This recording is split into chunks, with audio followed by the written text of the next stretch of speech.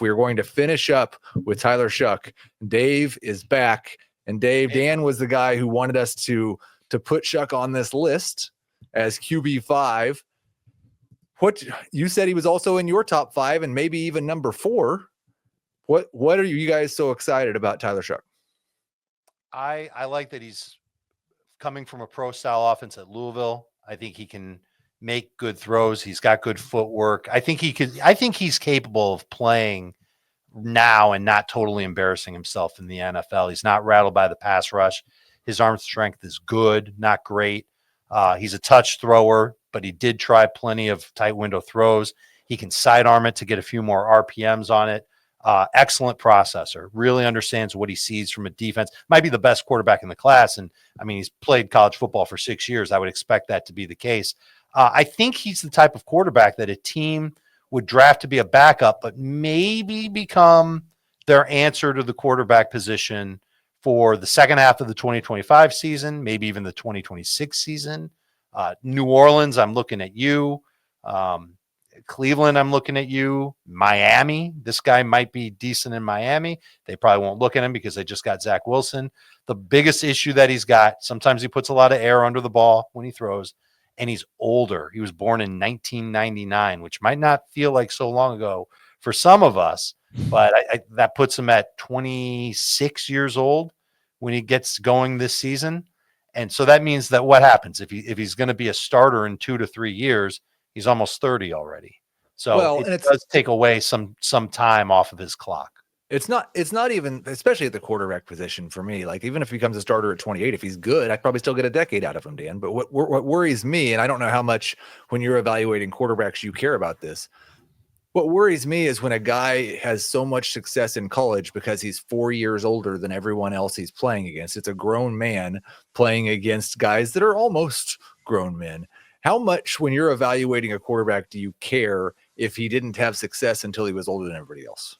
I care less about it at this position than others. For example, offensive line, defensive line, I think it makes a big difference among others. But it does matter because one of the best things about Tyler Shough when you watch him on tape is, I mean, Dave mentioned, he can get through his progressions, and he's not somebody like Sanders you'll see try to escape a pocket and get run down by Big 12 defenders, or Ward try to escape, sometimes not. Who knows what'll happen at the NFL level. He'll get to that check down, and he gets to it fast, and he'll get the ball. That's probably from playing a lot of football.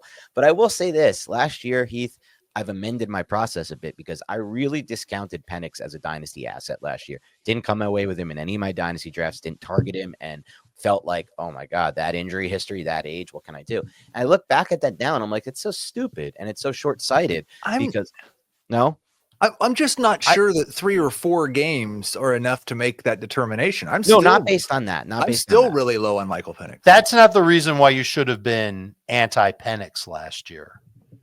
You know, like that's a factor. And Shough is in the exact same boat. Older prospect, definitely has an injury history. It's more to his shoulders than it is his knee. But teams look at that and they say, all right, but if this guy can play, this is to your point, Heath. If this guy can play, we're going to let him play. And it was a lot easier to say that with Penix than it is for Shough because Penix had a howitzer for an arm. And I will say this, like, we spent enough time last year talking about Penix's age this time of year and through the draft process. And I think it was correct because he was older than everyone else. And Tyler Shough is older than Michael Penix. Yeah. Right. And I will say this about the Shough Penix situation. It's like Penix is already starting now, and I agree that might not last, but I don't care as much now about his age because we're seeing what Russell Wilson, Aaron, these guys play until their 30s, late 30s or 40s. It's an extra 5-10 years of this position versus any other from that standpoint. So, but I will say this about Shough real quick, just give my evaluation on him. I actually like his arm talent considerably more than Dave's, I think, just from listening to Dave. I really like his arm. While he doesn't have the howitzer from the deep ball standpoint, the way he hits those outs in the short and intermediate range, it's accurate. It's the type of ball placement I'm looking for. And I give credit to Matt Wallman, who'll be on the show Friday. He put this in my head, and I think it's such a great way to break down quarterbacks and evaluate them. Is he throwing with general accuracy or pinpoint accuracy? And the pinpoint accuracy is what leads to the yards after the catch, the passing yards, the fantasy stats, the touchdowns. I think in the short and intermediate range, Tyler Shough throws with more pinpoint accuracy than anyone in this class, to be completely honest. And I think that doesn't necessarily translate on the deep half, but he's really accurate on those quick and it's a timing thing. So maybe that is just because He's 26. He's played a lot of college football and he's had a lot of reps. It might be. And that's something that I have to look for in my process and maybe discount. But man, is the timing good and the ball placement good on some of these concepts. And then it comes down to other things with Tyler Shough that get me a little excited. He has the frame. I look for frame in a quarterback. I don't want a 6'2" quarterback like Sanders and Ward. I want 6'5". I think you can see over the offensive line, I think gives you a better chance. But he also can move. He can run. Like he actually has that kind of athleticism. And then Dave mentioned it best. It's the arm slot and the arm angles. He can change his arm angle, change the pace of the football, the velocity, the trajectory that helps him in the red zone. So tools-wise, I really like Tyler Shough, but then there's all the other drawbacks to him that we've discussed. So it's another big risky prospect for me, but I just like betting on tools. It's always going to be how I am as a quarterback evaluator. It's to a fault sometimes with quarterbacks. Like I'm trying to think of some of the bigger misses, and I've had plenty, and it works sometimes with like the Mahomes types.